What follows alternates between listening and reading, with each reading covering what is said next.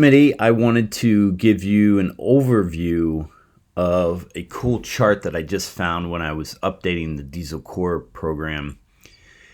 This program was something that came out of necessity in the industry when not too many people were kind of talking about core training as it relates to your overall programming.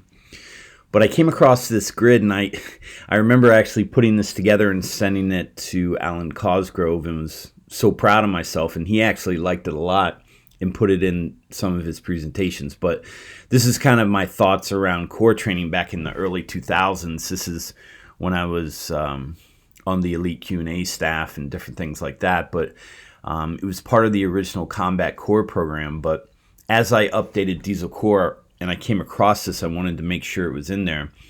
Core training has evolved over, the last 20 years. But, if you think about the importance of core training as developing a foundation, I work with a lot of young athletes, and they're strong. They're really strong, but they're so unstable.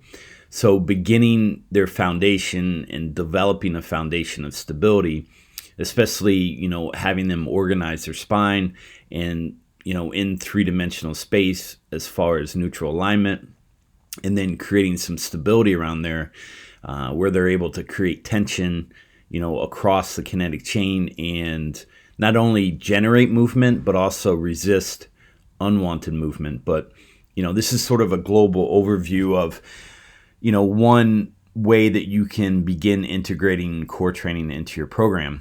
If you look at the left side of this image and you work your way across, you can see how things move from more general to specific and moving from isolation to integration. Now, when people talk about functionality, many times they get it wrong. If you look at this entire image here in this grid, in this chart, the only place it's functional is down here at the bottom right. This is where the athlete is actually playing a sport, doing sport-specific movements, position-specific drills. They're practicing, they're playing in a game.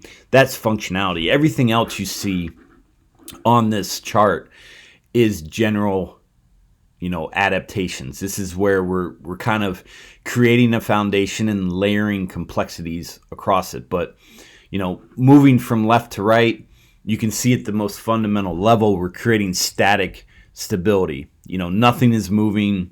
We're getting into a position. We're holding that position isometrically, and we're just creating a whole bunch of tension and allowing the lifter or athlete to understand what it means to get tight, and hold a position. When we talk about loading movements, those are linear and fixed. Fixed and linear movements that are loaded have very important positions that need to be maintained. So you don't want to get out of position. And creating the stability with these static postures is very important to complexities later on. Now, once you get the spine organized, then you can see here in these next two categories, we begin moving something. We can move the upper body. We can move while the lower body is stable and static. We can move the lower body while the upper body is stable and static. We begin to introduce movements while maintaining position.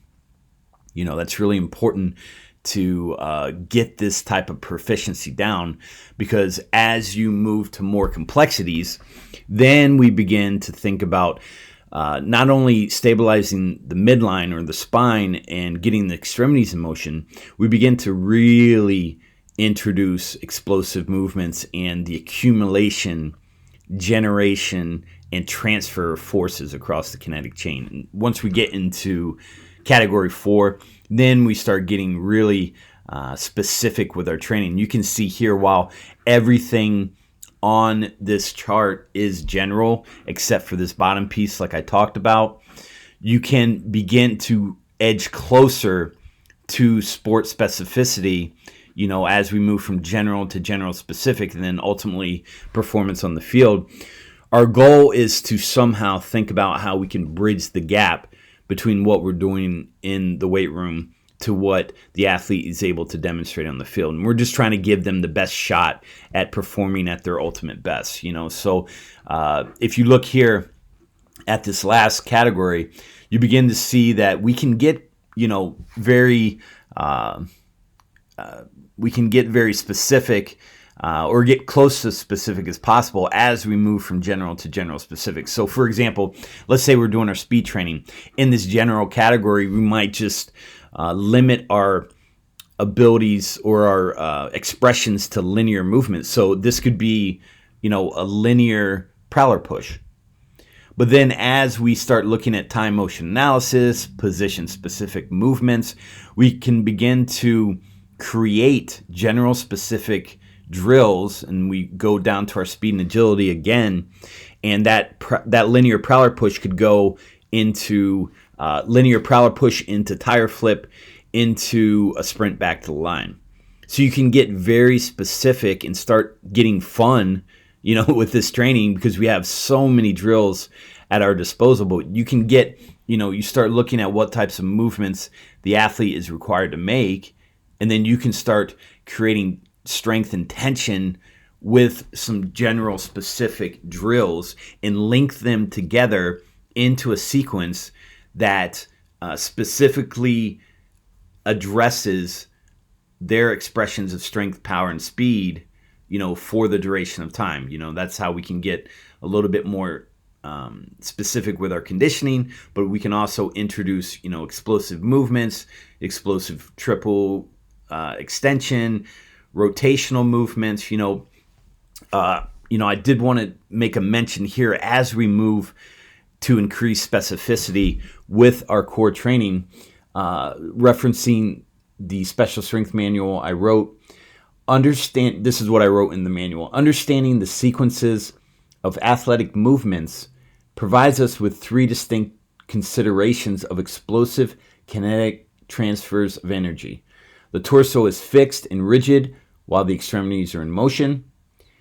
Number 2, a global extension and flexion whip is performed, or an explosive rotational or spiral sling is transversely coordinated. Basically what that means is we start getting away from that fixed and rigid spine while the extremities are in motion, and we begin to utilize the kinetic chain as a single unit and really start generating, accumulating, and transferring forces and tension across the body with, sport-specific and specific functional movements. So this is just one way to look at core training from a high level, and I wanted to make sure I did this video so you could kind of organize your thoughts of how you integrate core training into your programs.